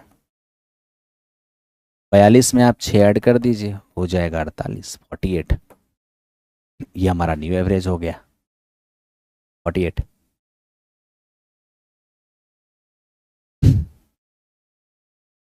अरे यार इतना पागल पागल सब लड़का है, तुमको दिमाग उमागर नहीं है यार है? थोड़ा भी दिमाग लगाओ ना कि यहाँ पर माइनस का साइन है, जब इसका हम रेशनलाइजेशन करेंगे तो प्लस का साइन आएगा। तो आखिर यहाँ भी प्लस है, रेशनलाइजेशन में भी प्लस होगा, तो कहाँ से निगेटिव होगा? तुम अपना मन से निगेटिव लेके आ जाओगे है? क्या उल्टा पुल्टा बात कर रहे हो यार? इतना मामूली सी बात में तुम फंस रहे हो, कैसे एग्जामिनेशन में कर पाओगे हैं? झूठ मूठ का फंस रहे हो एकदम, खामखा टाइम बर्बाद कर दिए। चलो आगे बढ़ो। मूड ठीक है ना? देखो दो संख्या है ए और बी ऐसी है, ए के 5% और बी के 4% का योग ए के 6% और बी के 8% के योग का 2/3 है। देखिए क्या बोला, ए का 5% ओके और बी के 4%, इसका योगफल ए के 6% और बी के 8% का 2/3 है। ए का 5% और बी के 4% का योगफल ए के 6% और बी के 8% के योगफल का 2/3 है। ठीक है, अब आप यहां देखिए 100 से ये 100 हमारा चला गया। ठीक है, ये वाली 3 से आप इधर मल्टीप्लाई करेंगे 15a और प्लस 12b, 15a और प्लस 12b बराबर होगा यहाँ पर 6a। ध्यान दो भाई, 6 दूनी 12a और प्लस में 16b। 15 में 12a आके घटेगा तो 3a होगा, 12b चला जाएगा तो 4b हो जाएगा। यहाँ से a बाय b करने जाएंगे 4/3 है ना, तो 4 और 3 हमारा ऑप्शन नंबर ए हो जाएगा, ऑप्शन नंबर ए। ठीक है भाई, ये हमारा क्या था 26। आइए अब 27 की ओर चले। 27 देखते हैं। एक दुकानदार कोई वस्तु सूची मूल्य पर 5% की छूट देकर इसे 23.5% की प्रॉफिट होता है। यदि यह डिस्काउंट ना दे तो कितने की प्रॉफिट होगा? एट फर्स्ट आपको ये पता होना चाहिए, एमआरपी पर डिस्काउंट देने से अगर किसी को प्रॉफिट हो रहा है, एमआरपी पर डिस्काउंट देने से अगर किसी को प्रॉफिट हो रहा है तो सीपीएमपी में क्या रिलेशन होगा? 100 माइनस डिस्काउंट परसेंट से सीपी और 100 प्लस प्रॉफिट परसेंट से एमआरपी, है ना। 100 माइनस डिस्काउंट परसेंट से सीपी और 100 प्लस प्रॉफिट परसेंट से एमआरपी। ठीक है, अब हम यही काम करने यहाँ पर जा रहे हैं। 100 में से डिस्काउंट हटा दो 5 तो हो जाएगा 95 और 100 प्लस प्रॉफिट तो हो जाएगा ये 123.5। ठीक है, अब यहाँ से अगर हम डेसिमल हटाने जाएंगे तो ये हो जाएगा 0। हाँ, अब कट करके देखिए, पहले 19 से काटिए। 19 5 95, 19 5 95, 19 6 114, बचेगा 9, 19 5 95। तो ये क्या हो जाएगा हमारा 10 बचे और ये हो जाएगा 13 बचे। पता है, ये 10 हमारा सीपी हो गया, 13 हमारा एमआरपी हो गया। अब हमें क्या कह रहा है कि डिस्काउंट में दूं ही नहीं। अगर तुम डिस्काउंट दोगे ही नहीं, इसका मतलब है कि एमआरपी पर ही तुम सेल करोगे, यानी 10 का चीज 13 में सेल करोगे तो प्रॉफिट कितने की? 3। इस पर 10 पर और इंटू 100, बड़े आराम से आप काम कर पाओगे, 30% हो जाएगा। तो देखो 30% क्वेश्चन में है क्या? सी नंबर ऑप्शन है, आंसर हो गया। ठीक है भाई, आ जाओ। 27 हो चुका है, 28 की ओर आते हैं। 28 देखो, अब हमें कहा कि इन दोनों का मीन प्रपोर्शन बताइए। अब देखिए, इनमें से हम अगर 3 कॉमन करते हैं तो 2 प्लस रूट 3 हो जाएगा, और यहाँ पर अगर 4 कॉमन करते हैं तो 2 माइनस रूट 3 हो जाएगा। हाँ जी, आप सबको पता है कि ए और बी का मीन प्रपोर्शन क्या होने वाला है। ए और बी का अगर हम मीन प्रपोर्शन लेंगे तो रूट के अंदर ए भी हो जाएगा। हाँ जी, तो चलिए रूट के अंदर ए भी लेते हैं। देखिए मीन प्रपोर्शन निकालते हैं। 3 इंटू 2 प्लस रूट 3 हो जाएगा, और वहाँ पर 4 इंटू 2 माइनस रूट 3 हो जाएगा, 2 माइनस रूट 3 हो जाएगा। अब यहाँ पर क्या होगा? 4 तिया 12, ए प्लस बी इंटू ए माइनस बी, ए स्क्वायर माइनस बी स्क्वायर। क्या रिजल्ट हो जाएगा? 2 रूट 3 हो जाएगा। ऑप्शन नंबर ए इसका आंसर हो गया।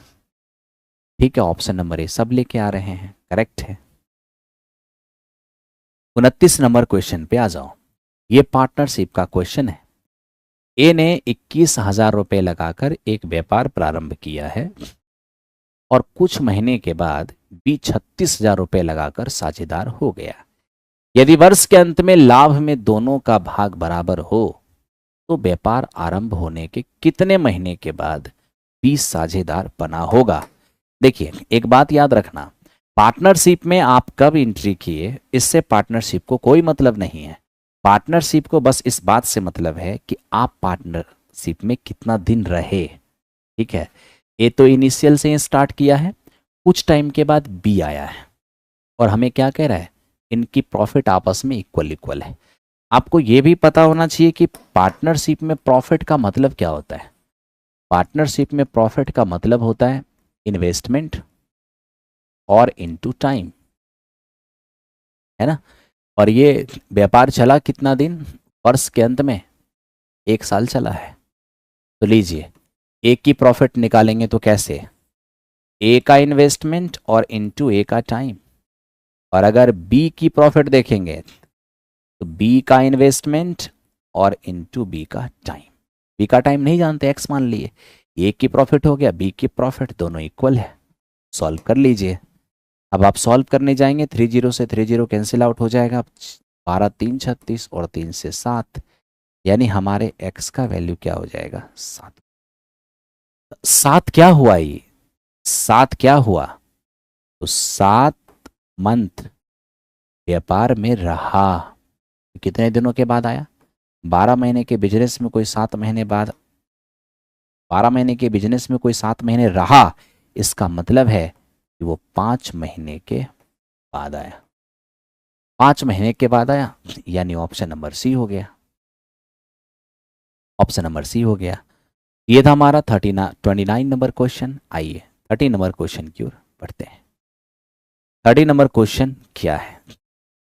4 परीक्षक 5 घंटे पर डे काम करते हुए 8 दिन में कुछ उत्तर पुस्तिका को जांचा, एग्जामिनेशन पेपर को जांचा, है ना। कह रहे 2 परीक्षक इससे दुगुनी उत्तर पुस्तिका 20 दिन में जांच कर के लिए कितने घंटे पर डे काम करेंगे? बहुत आसान है, देखिए कैसे।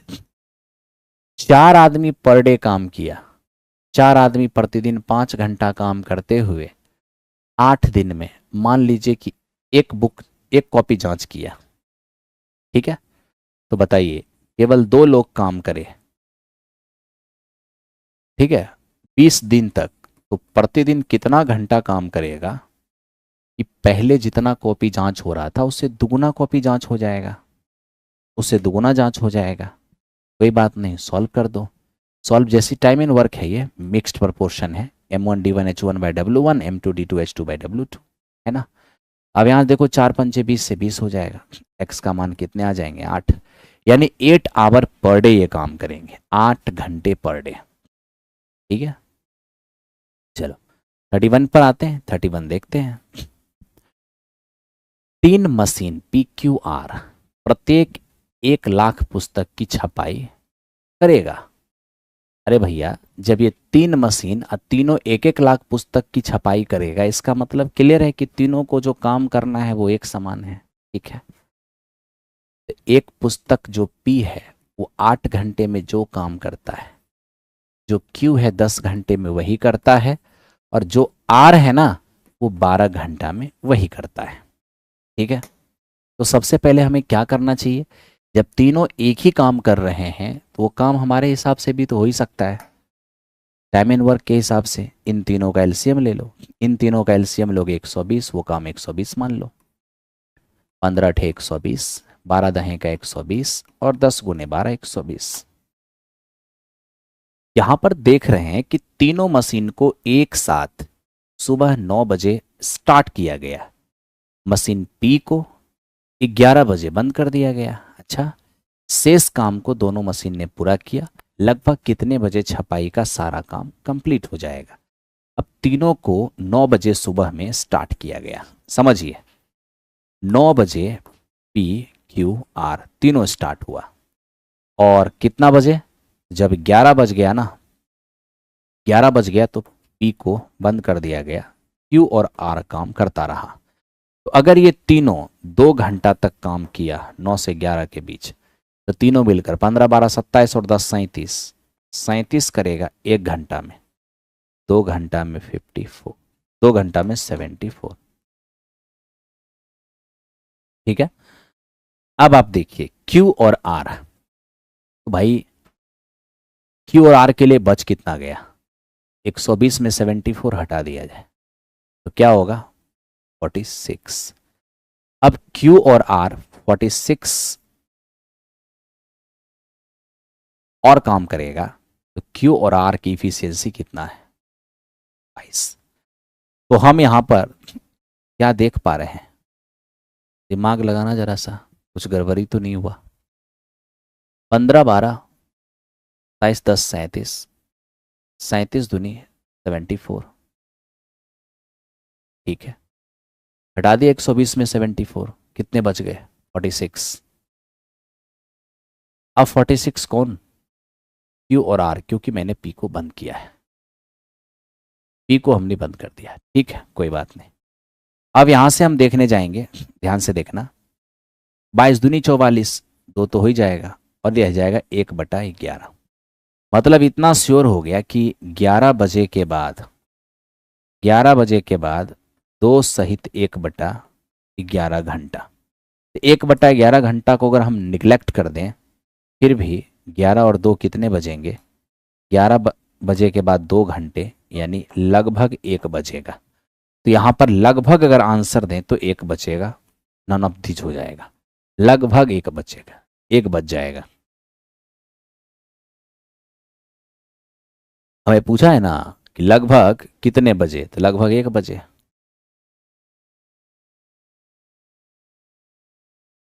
ठीक है भाई, 1 बज के कुछ मिनट मतलब लगभग एक बजे कह सकते हैं। अब इसको देखिए, ये क्या है, 3 नल ए बी और सी एक खाली टैंक को 5 घंटे में भर सकते हैं। सी बी से दुगुनी हो और बी ए से दुगुनी हो। ठीक है, ए बी और सी क्या इफिशियंसी दिया हुआ है। सी जो है ना वो बी से डबल है और बी ए से डबल है। ए की इफिशियंसी 1 मान लो, इसकी डबल ये 2 हो जाएगा और इसकी डबल ये 4 हो जाएगा। अब हम क्या देख रहे हैं, ये तो इफिशियंसी है, तीनों मिलकर 5 घंटे में भर देते हैं। तो 4 2 6 7, 7 इफिशियंसी से 5 घंटे में भरेंगे, 5 घंटे में भरेंगे तो मेरे दोस्ती 35 भर पाएंगे, है ना। अब क्या बोल रहे हैं, तीनों जो है वो 7 घंटे 5 घंटे में पूरा भरा है, मतलब 35 भरा है, यानी पूरा पूरा टैंक की कैपेसिटी 35। अब इसे ए अकेले अकेले भरना चाहेगा, भरना है 35 और ए की इफिशियंसी 1 है, 35 आवर लग जाएगा। ऑप्शन नंबर सी इस क्वेश्चन का आंसर हो जाएगा। ठीक है, चलो आगे बढ़ते हैं नेक्स्ट क्वेश्चन की ओर। एक कार, ध्यान देना, एक कार किसी विशेष दूरी का 1/3 भाग 10 की स्पीड से, अगला 1/3 20 की स्पीड से और शेष 1/3 60 की स्पीड से।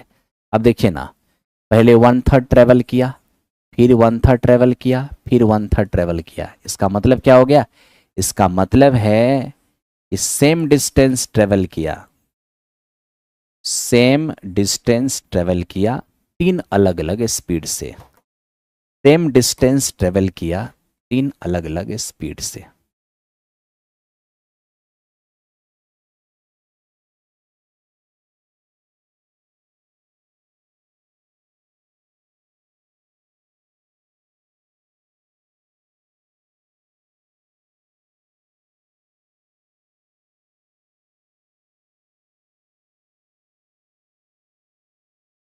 दस 20 60,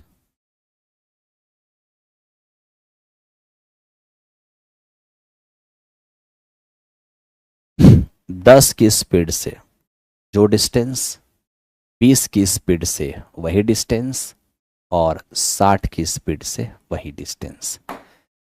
मेरे दोस्त पूरे डिस्टेंस का 1/3 10 की स्पीड से, 1/3 20 की स्पीड से, 1/3 60 की स्पीड से, मतलब 3 बराबर बराबर दूरी 3 अलग अलग स्पीड से ट्रेवल कर रहे हैं।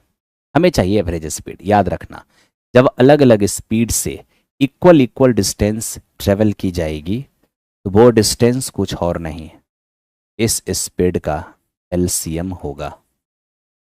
10 20 और 60 का एलसीएम तो 60 ही हो जाएगा, मतलब ये डिस्टेंस भी 60 हो जाएगा, ये डिस्टेंस भी 60 हो जाएगा, ये डिस्टेंस भी 60 हो जाएगा।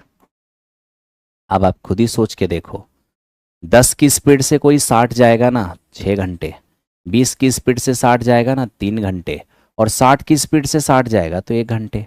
अगर मैं एवरेज स्पीड लेने जाऊंगा, द टोटल डिस्टेंस 180 किलोमीटर और upon total time, the total time देखो 9 और 1 10 घंटे, यानी हो जाएगा 18 किलोमीटर पर आवर। तो 18 किलोमीटर पर आवर इस क्वेश्चन का रिजल्ट हो जाएगा। आप में से जिनका आया होगा करेक्ट रहा होगा।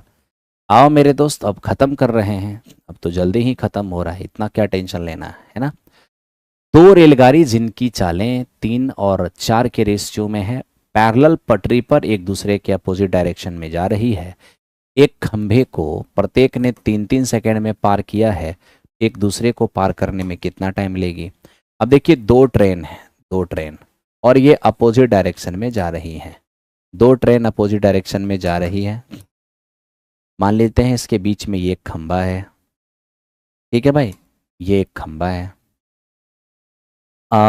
उसके बाद क्या मेरे दोस्त, इनकी स्पीड का रेशियो है 3 और 4। तो ये 3 और 4 को ना तुम जिस यूनिट में मानना चाहो मान लो। मैं यहाँ पर मीटर पर सेकेंड में इसलिए मान रहा हूँ क्योंकि समय सेकेंड में है, हमें ज़्यादा चेंज करना नहीं पड़ेगा। आप किलोमीटर पर आवर में भी मानोगे उस रेशियो को तो भी कोई दिक्कत नहीं है, ठीक है। अब देखिए ये ट्रेन की स्पीड 3 हो गई, इस ट्रेन की स्पीड 4 हो गई।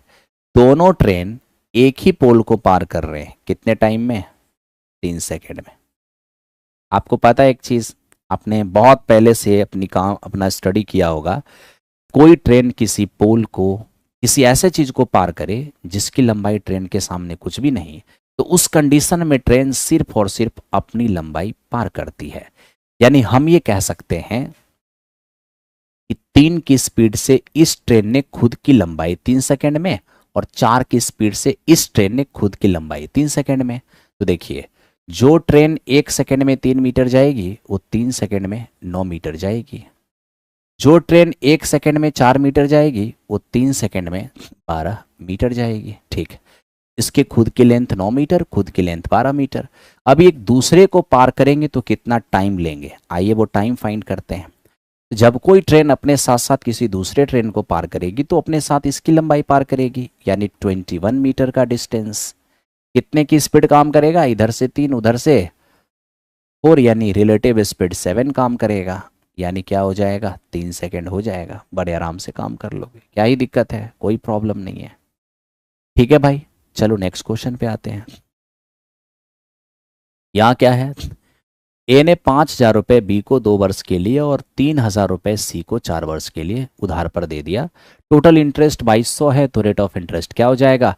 एक काम करो, रेट ऑफ इंटरेस्ट R% मान लो, ठीक है भाई। अब 5,000 रुपये पर मुझे ब्याज जोड़ने हैं 2 साल का। 1 साल में R% तो 2 साल में क्या हो जाएगा? 2 साल में 2R% हो जाएगा। फिर देखना मेरे दोस्त, ये 1 साल में R% तो 4 साल में क्या होगा? 4R%। यानी 3,000 का ये हो जाएगा 4R%। और ये दोनों ही इंटरेस्ट मिल करके टोटल इंटरेस्ट कितना हो जाएगा? 2200। तो टोटल इंटरेस्ट हो गया आपका 2200, है ना। अब यहां से देख लो आप क्या कर सकते हो। तो पहले तो देखो ये 2 जीरो से 2 जीरो तो मेरा चला गया, ठीक है भाई। इधर हो गया 100, इधर हो गया हमारा 120, यानी हो जाएगा 220। 220 आर बराबर हो जाएगा 2200, आर की वैल्यू हमारा 10 हो जाएगा। रेट ऑफ इंटरेस्ट हमारा 10% हो गया, कोई दिक्कत नहीं है। बड़े आराम से क्यों आर बनाना, आराम से काम कर लेते हैं, ठीक है। ये 35 नंबर क्वेश्चन था। आइए 36 की ओर चले। 25,000 रुपये 3 वर्ष के बाद कितना कंपाउंड इंटरेस्ट देगा यदि तीनों साल की रेट अलग अलग है? कोई बात नहीं, आप प्रिंसिपल और अमाउंट का रेशियो ले लो, ठीक है। पहला साल रेट काम कर रहा है 4%, यानी 1/25। दूसरा साल 5%, यानी 1/20। और तीसरा साल 6%, यानी कि 3/50। तो भाई 1/25 रेट काम करने का मतलब 25 प्रिंसिपल, एक ब्याज के साथ 26 हो जाएगा। और 1/20 काम करने का मतलब 20 प्रिंसिपल एक इंटरेस्ट के साथ 21 हो जाएगा। और 3/50 काम करने का मतलब 50 प्रिंसिपल जो 3 इंटरेस्ट के साथ 53 हो जाएगा। ठीक है, अब आइए जरा काम कीजिए, देखिए। तो देखिए ये हमारा क्या हो गया, यहाँ से 5 दूनी 10, इसको मल्टीप्लाई करेंगे, यहाँ पर 25,000 हो जाएगा। अगर इसकी बात कर लें तो ये क्या होगा? 21, 26 एकम 26, 26 दो 52, 52 और 2 हो गया 54। मल्टीप्लाई करना है 53 से, 18, 12 एक 13, और ये 15 16 हो जाएगा। 12 एक 13 हो गया, 15 एक 16 हो जाएगा। 6 पंचे 30, और ये 20 3 23 हो जाएगा। 25, 25 और 2 27 हो जाएगा।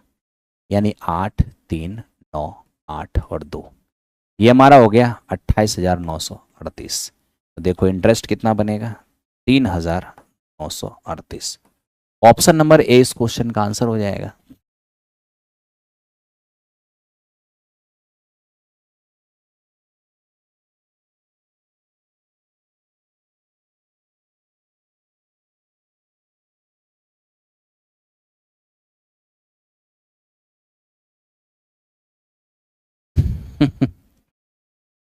चलो ध्यान दो।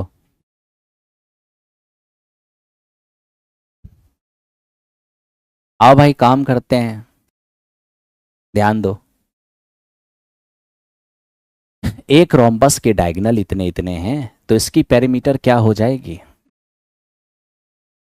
बताओ तो। ये लोग, हम लोग को शिक्षा माफिया बोलता है। हम लोग शिक्षा माफिया है जी, है माफिया का मतलब समझता है? कुछ भी बोल देते हो हैं। हम लोग शिक्षा माफिया है। अजीब हालत है। कोई बात नहीं मेरे दोस्त। कहते हैं कि लोग तो कुछ कुछ तो लोग कहेंगे ही, क्योंकि लोगों का काम ही है कहना। कहो, कोई बात नहीं।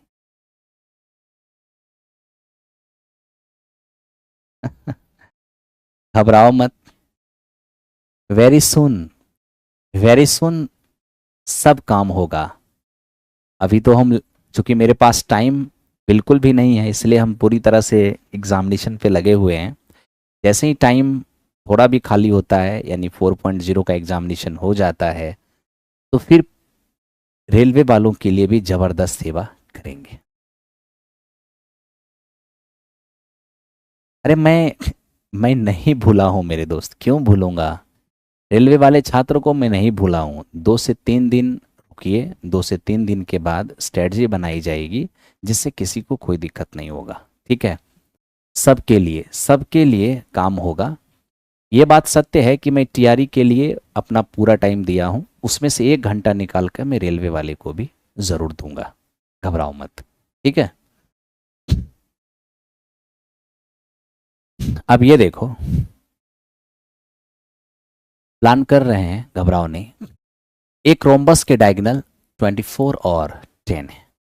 अगर 24 डायगोनल है, रोम्बस के डायगोनल क्या है, एक दूसरे को 90 डिग्री पर बाइसेक्ट करती है, तो 12 12 हो जाएगा। ये हमारा 5 5 हो जाएगा। अब ये 12 ये 5, तो मेरे दोस्त ये कितना हो जाएगा? ये हमारा 17 हो जाएगा। ये 17 हो गया, है ना? क्या चाहिए था मुझे? पेरीमीटर। तो रोम्बस का पेरीमीटर क्या हो जाएगा? 4 इंटू साइड कितने हो जाएंगे? 68। 68 इस क्वेश्चन का रिजल्ट हो गया। सॉरी, तेरा 1 मिनट रुको। ठीक तो है? उतना ही क्या सोचना है? 68। ओ हो, देखो मेरा दिमाग कहाँ चला गया। 12 5 तो ये 13 न होगा मेरे दोस्त। अभी तो सोच रहा हूँ मेरा दिमाग कहाँ चला गया। 52 हो जाएगा। ऑप्शन नंबर ए आंसर हो जाएगा। ऑप्शन नंबर ए हो जाएगा।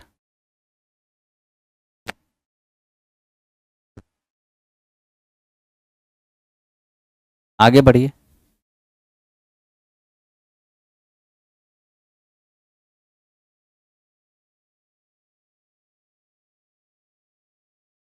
आओ इसको देखते हैं। धातु के बने एक बेलन के आधार की त्रिज्या 8 सेमी है, ऊंचाई 2 सेमी है। इसे पिघलाकर एक शंकु बनाया गया, जिसकी ऊंचाई 6 है। तो बताओ इसकी त्रिज्या क्या होगी? अब एक 3D फिगर को पिघलाकर दूसरा 3D फिगर बनाओगे, तो दोनों का वॉल्यूम तो सेम हो जाएगा। दोनों का वॉल्यूम तो सेम हो जाएगा। ठीक है, सेम कर लो। अब ये देखो, सिलेंडर का वॉल्यूम क्या होगा? πr²h। πr²h कितना? 2। और कोन का वॉल्यूम क्या होगा? 1/3 πr²। और h कितना इसका? 6। कैलकुलेट करो भाई। पाई से पाई तो चला गया। यहाँ देखो, 3 से 2 बार में जाएगा, 2 से 2 भी जाएगा। r² का मान 64 है, तो r का मान 8 हो जाएगा। 8 हो गया इस क्वेश्चन का रिजल्ट। आगे बढ़ो, इसको देखते हैं। एक थैले में 6 सफेद और 7 काली गेंद है। यदि इनमें 2 गेंद एक साथ निकाली जाए, तो दोनों के एक ही कलर के होने की प्रोबेबिलिटी क्या होगा? एकदम ध्यान से देखना। एक थैले में 6 सफेद बॉल है, 7 काली बॉल है। इनमें से हम 2 बॉल निकालते हैं, दोनों के एक ही कलर होने की प्रोबेबिलिटी क्या होगा? अगर दोनों एक ही कलर का होगा, तब तो या तो दोनों सफ़ेद होगा या तो दोनों काला होगा। अगर दोनों सफ़ेद होगा तो 6 में से कोई 2 होगा, या के लिए प्लस, दोनों काला होगा तो 7 में से कोई 2 होगा। जबकि निकाले हैं किस में से? 13 में से 2 निकाले हैं। क्या हो जाएगा यहाँ पर? 30 का आधा 15 और 42 का आधा 21 हो जाएगा। 13 12 78 हो जाएगा। फाइनली यहाँ पर हम देखने चले जाएं 8 और बाय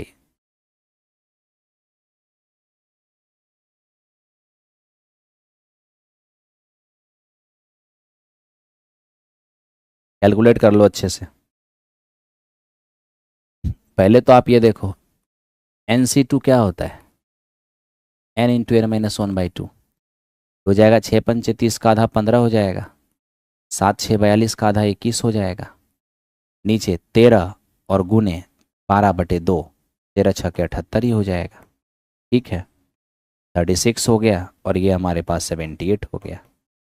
तो ये हो जाएगा 6 6 36 और 13 6 78। ऑप्शन नंबर बी हो जाएगा, ऑप्शन नंबर बी हो जाएगा, नो प्रॉब्लम। ठीक है ब्रदर, जब आपको भी TRE 4 सर का सर नहीं पढ़ाता, अरे क्या हो गया?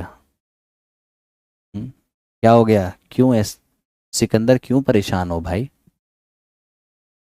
देखो ये क्या लिखता है मेरे दोस्त, देखो ये कह रहा है कि एक व्यक्ति 9% लाभांश वाले 20 रुपए का शेयर खरीदता है। इस पर निवेशित धन पर 12% का वार्षिक धन की प्राप्ति होती है। अच्छा, तो प्रत्येक शेयर का बाजार भाव क्या होगा? पहली बात तो मुझे ये बताओ, तुम अगर 9% लाभांश वाले अगर 20 रुपए वाला शेयर खरीदते हो, तुझे कितना इनकम हो सकता है मेरे दोस्त? सिंपल सा बात है, 20 रुपए का शेयर खरीदे हैं 9% लाभांश वाला, 9/5 रुपये हो जाएगा, है 9/5 रुपये।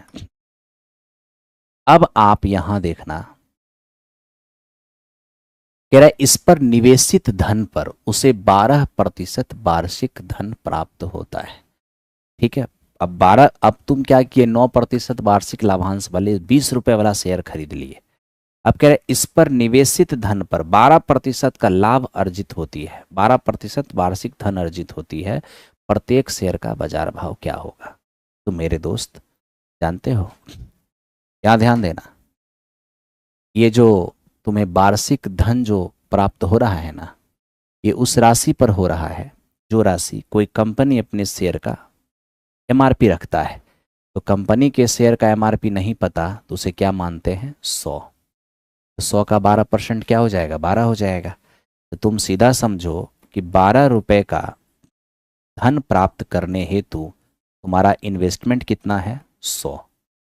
तो यहाँ से अगर 1 रुपए का धन प्राप्त करने हेतु इन्वेस्टमेंट निकालेंगे, 100/12 हो जाएगा। जबकि तुझे कितना धन प्राप्त करना है? 9/5।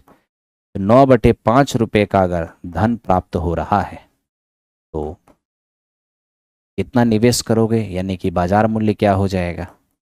देख लो यहाँ पर 12 पंचे 60, ये हमारा हो जाएगा 20 पंचे 100, 3 3 4, ये हो जाएगा 5 5 दिया 15। मतलब सीधा है कि 12% का लाभांश प्राप्त करने के लिए, सॉरी धन प्राप्त करने के लिए बाजार मूल्य क्या होगा उसका? 15। बाजार मूल्य हो जाएगा 15। ठीक है, अब एक बात याद रखना कि ये स्टॉक एंड शेयर्स जो टॉपिक आप देख रहे हो, अगर आपको दिक्कत नहीं हो रहा है ना, सॉरी अगर दिक्कत हो रहा है तो एक काम करना, स्टॉक एंड शेयर्स मैंने पढ़ाया है, आप जाकर एक बार 2 बार पढ़ो उसको। ठीक है, साथ ही साथ एक और बात कहना है कि आप लोग जो भी लोग मान लो कहीं पढ़ लिए या फिर लास्ट टाइम में फटाफट रिवीजन करना चाहते हो, तो जा कर के सारे टॉपिक का रिवीजन कई राउंड एग्जामिनेशन तक में करने के लिए आप जा कर के एक राम सेतु नाम का बैच है, अपने अपने फ़ोन में रख लेना। उसमें हर 30 दिन पर आपका पूरा सिलेबस कंप्लीट होता जाएगा। वो एक फास्टेस्ट रिवीजन बैच है जो एग्जामिनेशन के टाइम पर आपको बहुत हेल्प करेगा। ठीक है, थैंक यू।